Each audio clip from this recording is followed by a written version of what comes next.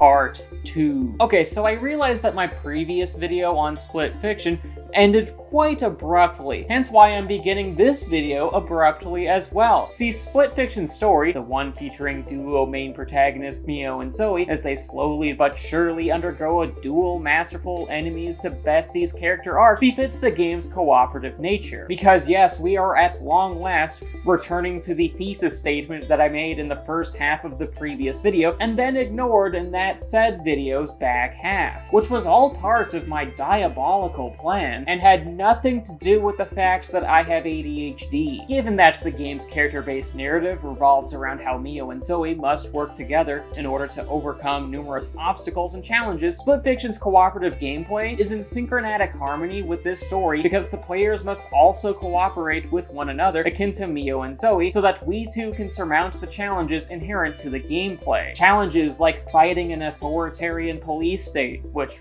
relatable, and telekinetically chucking a porta potty across a busy street whilst Mio is still inside of it. Because sometimes thinking outside the box means thinking inside the shitter. So yes, Split Fiction's cooperative nature goes hand in hand with the story and character development, as our two main protags hope to enter and exit more glitches in order to expand the major potentially machine-destroying glitch back in the intermediary world. A glitch that, to be honest, kinda looks like a vagina. That, last part isn't really relevant to anything, but my mind does live in the perpetual gutter, so you can take it or leave it. Furthermore, Split Fiction's cooperative gameplay itself is incredibly inspired. Like Hazelight Studios' previous games, every level within Split Fiction consistently introduces new gameplay elements, both of which are always unique to Mio and Zoe individually, to play around with that also enhance the idea of working together as both players engage in action combat, puzzle solving, platforming, various gameplay set pieces, and epic boss battles. And Mio's and Zoe's abilities are in gameplay harmony with one another, even despite how those said abilities always differ. Acting as a balanced experience in their mission to expand this cooch portal, sometimes Mio and Zoe have different color-coded sci-fi pew-pew guns that affect the gameplay environment and enemies depending on what color their armor or shields are. There's a section where Mio and Zoe team up with dragons with different abilities, which allows Mio to glide and Zoe to roll. And then there's a section where the duo can transform into different fantasy creatures, like how Mio can become a fish and a big ape. And on the flip side, Zoe transforms into a small fairy, don't tell Crocker, and a happy giant ant-like creature who is essentially life-affirming Lady Treebeard. You are not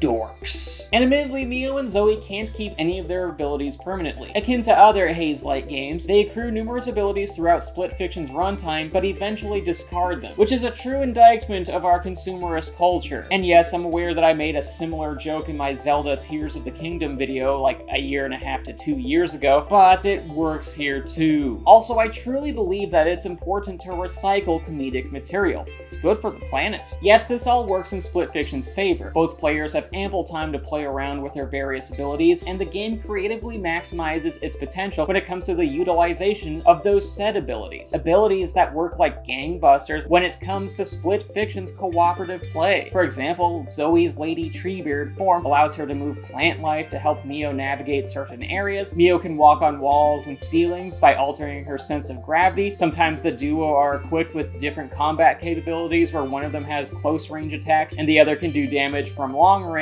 and such. There's just a lot of cooperative gameplay goodness to be found in these abilities. And the gameplay's great co-op attributes go further than just the abilities, seeing as most levels feature special gameplay sections that are separate from the abilities, like both characters controlling one half of a giant centipede, cat dog style, or Mio playing pinball where Zoe is the ball. Indeed, that Mio sure plays a mean pinball, which all just enhances Split Fiction's cooperative gameplay and overall sense of fun, and even humor as well. Cooperative gameplay that just works in tandem with the character development. Also worth noting, Split Fiction is challenging, but also very forgiving. In fact, a player that dies in the game can usually respawn as long as their teammate is still alive, and both the respawn location and checkpoint system are very generous. It tipped me 30%, and this was the correct move on the developer's part, given that if the results of failure were more punishing, there'd be a lot of controller throwing and rage quitting.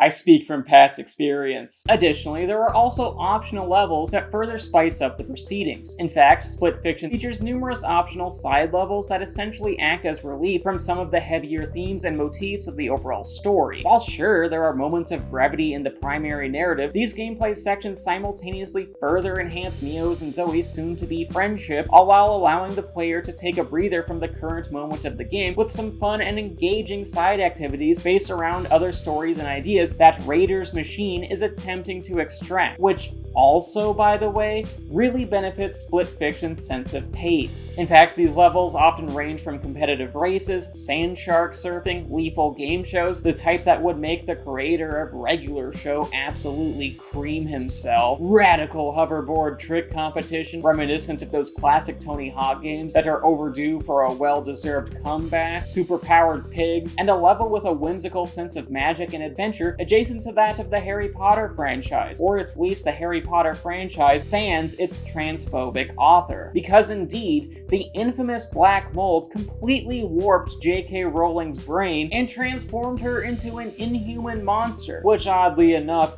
is something she has in common with the antagonists of Resident Evil 7. But I digress, these gameplay sections are just fun adventures that also contribute to the overall narrative, considering that completing the optional levels representing Mio's and Zoe's other storytelling ideas deletes them from Raider's machine, meaning that there is an in-narrative reason for embarking on those quests, despite how it doesn't help enlarge El Glitch de Vagine. There is realistic and understandable agency here, which is a notable improvement over Hazelight Studios' previous game It Takes Two and its optional sections, which, while fun, didn't really make logical sense in It Takes Two's broader narrative, especially considering that those said secondary activities were entirely head-to-head mini-game matchups. Matchups that don't really address the broader narrative needs of It Takes Two's main protagonist, considering that they were transformed into children's toys and upset their daughter by having detailed discussions involving divorce. But hey, maybe the charming, funny, and unfortunate culturally insensitive stereotype that is this motherfucker knows what he's doing. Because obviously, a good old-fashioned game of tug-of-war is what will ultimately save this marriage.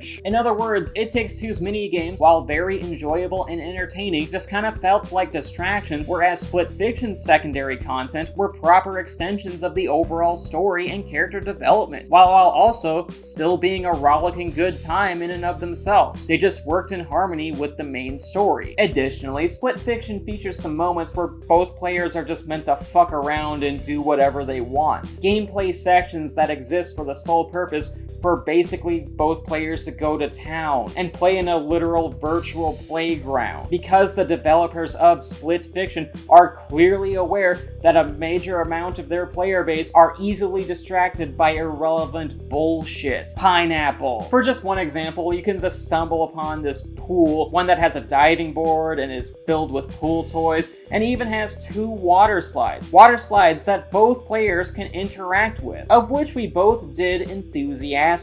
Because why the hell not? If you're handed the keys to a Lamborghini, you're gonna take it for a fucking spin, because it'd be a crime if you didn't. That's just a law of nature. But anyway, the point. Split Fiction is just sometimes fun for the sake of being fun, and there is nothing wrong with that. So yeah, Split Fiction kicks all the ass. Even mine, which is impressive considering that my ass is flatter than a pancake. And overall, Split Fiction's success is due to how every facet of the gameplay just wrecks as a cooperative gaming experience. Even aside from the engaging banger of a story where both Mio and Zoe work to increase the size of a glitch that looks like a map of Tar Balan, the gameplay itself just exemplifies a perfect co-op experience. Whether engaging in the main story or side missions with varying action, platforming, and puzzle-solving gameplay, Split Fiction requires a constant need for communication and tactical coordination between both players. Literally cooperating together, the game requires both players to formulate solutions to puzzles, how to best approach a challenging boss battle, to accurately time jumps together, and etc. Meaning that Split Fiction is overall a masterful co-op experience, and one that is improved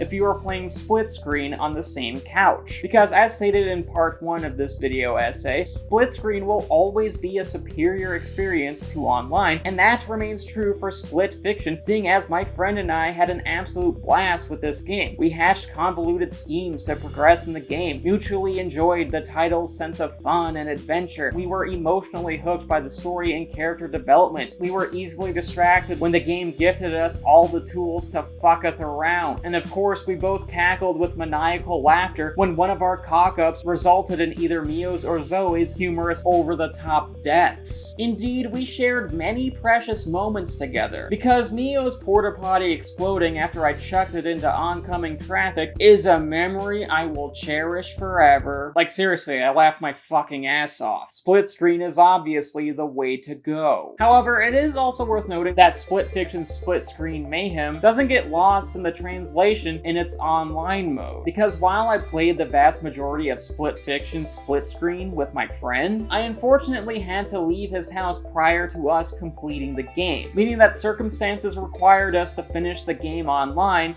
seeing as both of us reside in different states, because that's how long distance works. And overall, I was very pleased with how well Split Fiction played online, mostly because the title's online mode still retained many split screen attributes, most notably an actual fucking split screen, which was a great and inspired design decision because it allows both players to glance at each other's screens and offer aid to one another in order to offer potential solutions to puzzles and such. In other words, Split Fiction had my friend and I both communicating with one another and what might be screen peeking at its most acceptable, which admittedly isn't a high fucking bar to clear, but the point stands. However, regardless of whether you play the game split screen or online, though split screen is the more optimal experience, Split Fiction remains one of the best co-op campaigns I have ever played. It's just a top-tier video game adventure and a rare modern title with a campaign that you can play with a friend on the comfort of your couch. It's just the wholesome video game equivalent of a friendly hand job, meaning that Split Fiction perfectly excels as a cooperative venture, because while the fiction may indeed be split, the gameplay, story, and the cooperative elements remain in sync. It's cohesive. Split Fiction is just split screen gaming at its absolute best.